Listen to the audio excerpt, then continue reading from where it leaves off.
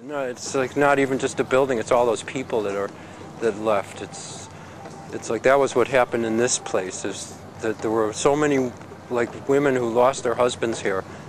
And watching them go down and trying to reach them on their cell phones with no response, and then watching their heartbreaks and stuff. The breakdown of I think on the tape, if you hear there's some crying in the girl, and it was just heart-wrenching and terrible, terrible.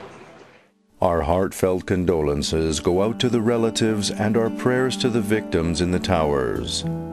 Victims like Edna Cintron, who was in her office working in the North Tower on the morning of 9/11.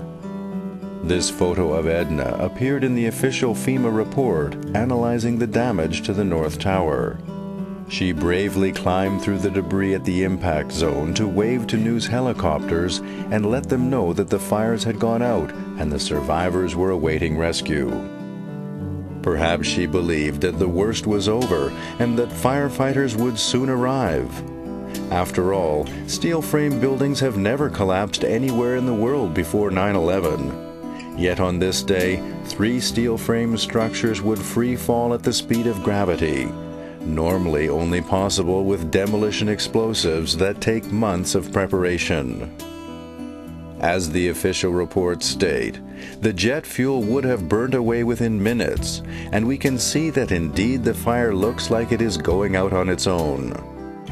An accompanying diagram illustrates the interlocking steel grid that made up the outer framework of the towers. I believe that the building probably could sustain multiple impacts of jetliners because this structure is like the mosquito netting on your screen door, this intense grid, and the jet plane is just a pencil puncturing that screen netting. It really does nothing to the screen netting. Fortunately, to silence any skeptics, Edna was photographed from several angles and even videotaped and aired on CBS television. However, Edna's story is one that the architects of 9/11 do not want told to the public, because it causes people to disregard the unrealistic concept of the steel frame towers being weakened by office fires and collapsing like a house of cards. In reality, the towers were so strong that massive explosions were required to shatter the steel framework into pieces. If we look at the debris surrounding the World Trade Center, we find a snowfall of fine dust and intact pieces of paper scattered everywhere. If fires were responsible for the collapses, why didn't the papers burn or get shredded to pieces in the pancake collapse?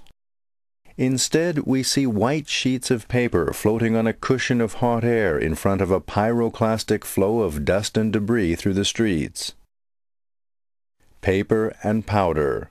How could it be possible?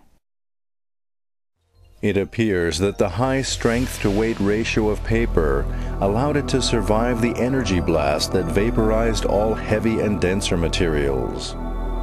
From within the shadows, we can see a bright explosive flash, and if we rewind the tape, a countless series of explosive flashes reveal themselves as responsible for the complete destruction of the inner steel framework. Simple visual evidence is perhaps the best place to start. This genuine building collapse due to an earthquake doesn't resemble the World Trade Center at all. Notice how the cars are crushed but otherwise intact. At the World Trade Center, cars parked nearby were turned into charred wrecks by an intense blast of heat, but were not crushed by falling debris. Could traditional demolition explosives produce this blast of intense heat? Clearly, a very powerful energy source was required.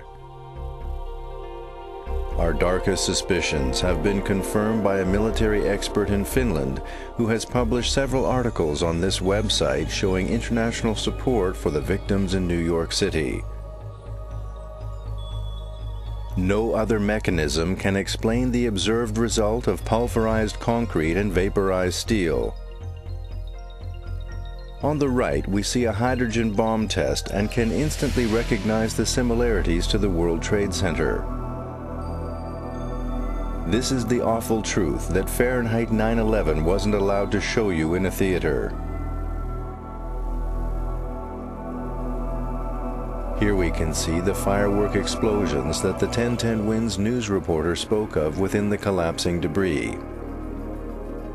A rapid series of bright flashes are visible, indicating the destruction of the heavy steel in the internal framework. It's like the interior of this building. There was pieces of their desks and pieces of the photos on their desks.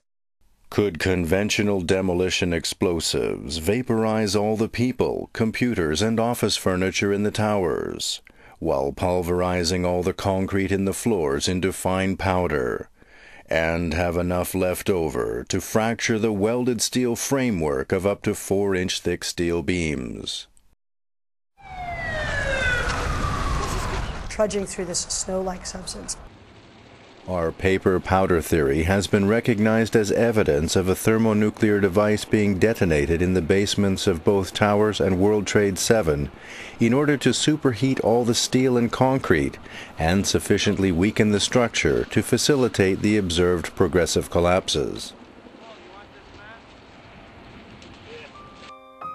There was a schoolyard across the street, and I remember there were kids that were being evacuated from the schoolyard.